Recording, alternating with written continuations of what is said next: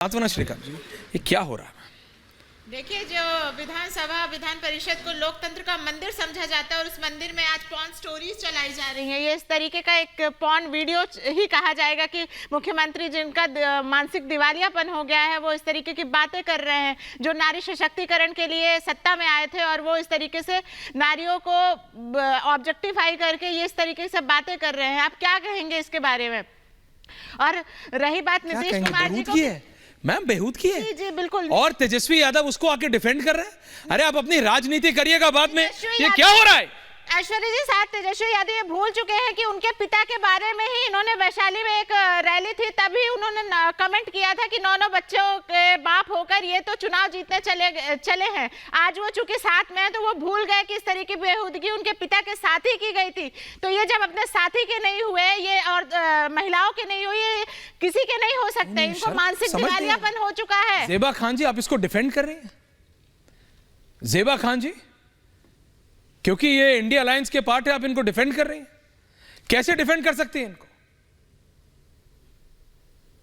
ज़ेबा खान का ऑडियो नहीं मिल रहा है मेरे को। ज़ेबा खान का ऑडियो नहीं मिल रहा है। डॉक्टर नीति शर्मा, डॉक्टर शर्मा जी। डॉक्टर साहब। ऐश्वर्या जी नमस्कार। मैं क्या बताऊं, ये एक प्रकार से मानसिक विकलांगता की, शून्यता की पराकाष्ठा आज नीतीश जी ने दिखाई है कि इस उम्र में भी इतने अमर्यादित शब्दों का प्रयोग। ये वो भूमि है ऐश्वर्या जी पूरे विश्व में जिसको मां की संज्ञा दी जाती है। भारतवर्ष एकमात्र ऐसा देश है जिसको मातृभूमि की संज्ञा दी जाती है। यत्र तत्र नारीस्तु पूज्यन्ते रमन्ते तत्र देवता की संज्ञा दी जाती है। यहाँ पे हर रूप में देवी को पूजा जाता है, चाहे लक्ष्मी का रूप हो, चाहे सरस्वती का, चाहे अन्नपूर्णा का। लेकिन मुझे आश्चर्य इसलिए नहीं है क्योंकि ये वही गठबंधन के लोग हैं जो सनातन के उन्मूलन की बात करते हैं, सनातन संस्कृति को डेंगू और मलेरिया बोलते हैं, जो सनातन में महिलाओं को देवी के रूप में पूजा जाता है, और उसी के ही लोग हैं। इन्हीं के गठबंधन के लोग कहीं एक जगह तो कहते हैं कि रामचरितमानस एक पोटेशियम साइनाइड है, यहाँ पे कि वहां पे महिलाओं का अपमान है। इनको कौन बताए कि रामचरितमानस में वानरों की सेना से भगवान राम राक्षसों से इसलिए लड़ गए क्योंकि मां सीता की मर्यादा की, उनके सम्मान की रक्षा करनी थी। इस भूमि में वो महाभारत हुई केवल द्रौपदी के सम्मान के लिए। यहाँ पे इस तरीके का अगर चलन लोकतंत्र के सबसे बड़े मंदिर में, अगर इस उम्र का कोई नेता जो बोलता है कि मेरे को प्रधानमंत्री पद का दावेदार हूं, या मैं कांग्रेस का या इंडी गठबंधन का कन्वेयर बनने के लायक हूं, तो ये शर्म की बात है।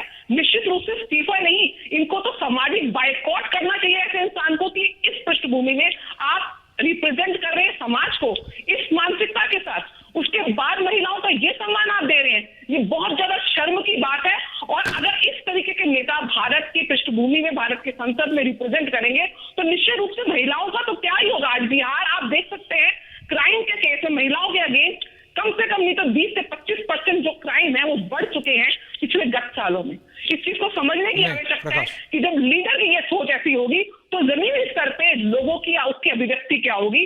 जब तक स्ट्रिक्ट लॉ इन लोगों के लिए भी, ये लोग क्यों नहीं, इनको क्यों नहीं पीछे बिहाइंड द बार किया जाता? नहीं बिहार में डॉक्टर साहब